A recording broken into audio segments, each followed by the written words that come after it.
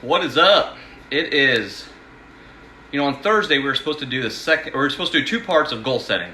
I only did one. I did one Thursday. Yesterday had that a little epiphany on communicating with my wife. So we decided to do the second part of goals today.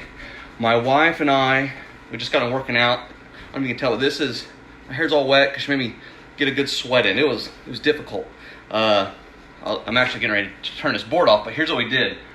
I think this is called like Fat Amy or something, I don't know, but air squats, burpees. Is that backwards on there? I don't know, I'm still new to this.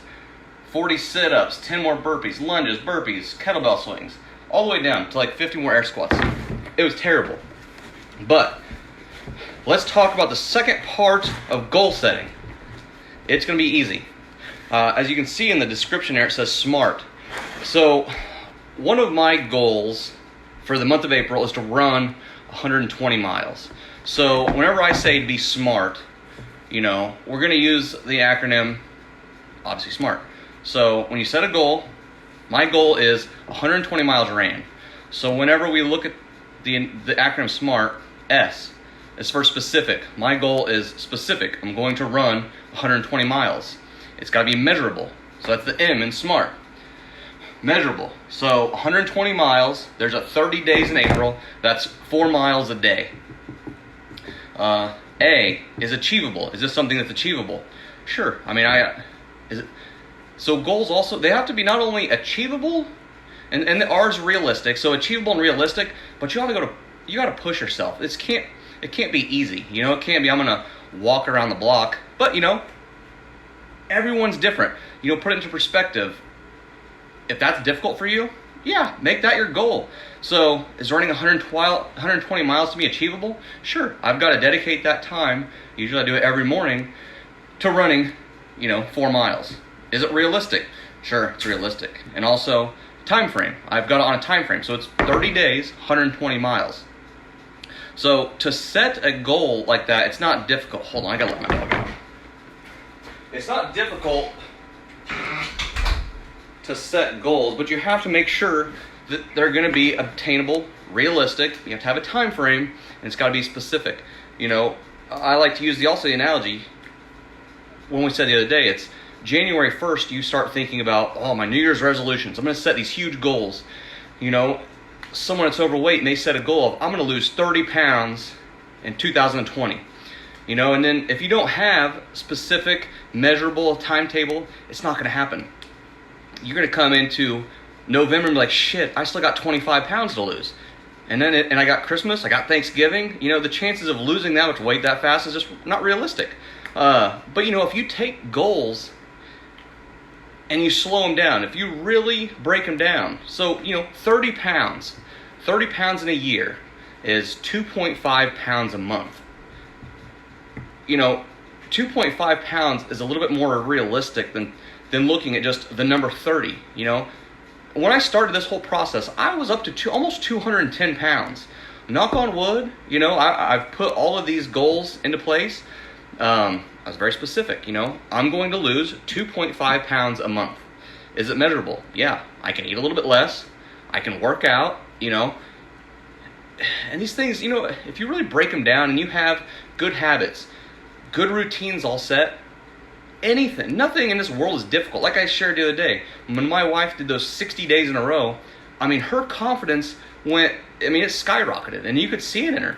Even for me, like, I had my shirt off this morning, and she's like, I've always kind of thought you were hot, but you're a lot hotter when you're fit, So is there any chance that I'm going to gain that weight back?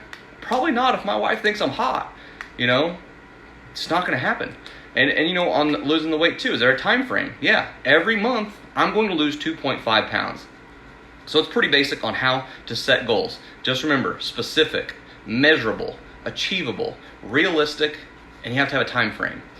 One last little story I want to share. So I've got a 6-year-old daughter, and the other day she was trying to do cartwheels. And whenever I say her cartwheels were bad, I'm telling you, it sounded like there was a cannon going off in our living room. Whenever she would land, all 45 pounds of her little body would just crash into the ground. Like, I thought the walls were breaking.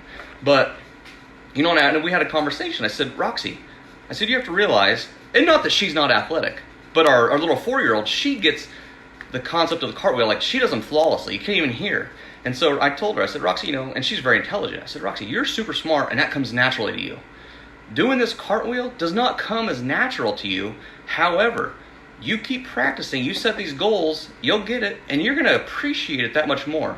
So I think it was last week, we sat down to breakfast, and she's like, I'm going to try this cartwheel. And she does this cartwheel, and I shit you not, I didn't hear anything. And I looked at my wife, and I was like, did she do that? And I looked again, and sure enough, she did one.